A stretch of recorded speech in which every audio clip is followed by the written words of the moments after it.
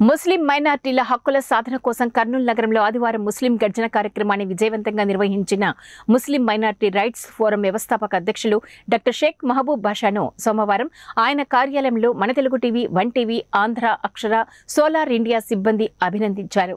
ముస్లిం గర్జన విజయవంతమైన సందర్భంగా సిబ్బంది హర్షం వ్యక్తం చేస్తూ ముస్లిం మైనార్టీల హక్కుల సాధన కోసం గలం విప్పిన డాక్టర్ షేక్ మహబూబ్ బాషాను అభినందనలతో ముంచెత్తారు.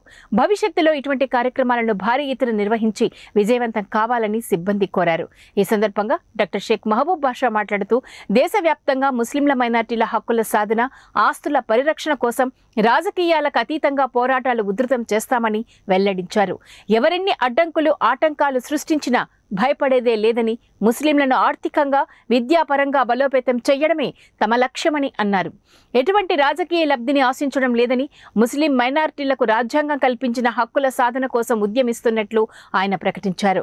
భవిష్యత్తులో రాష్ట్ర వ్యాప్తంగా ముస్లిం గర్జన కార్యక్రమాలు నిర్వహించడానికి కార్యాచరణ రూపొందిస్తున్నట్లు డాక్టర్ షేక్ మహబూబ్ బాషా వెల్లడించారు. కార్యక్రమంలో కార్యాలయ సిబ్బంది తదితరులు పాల్గొన్నారు.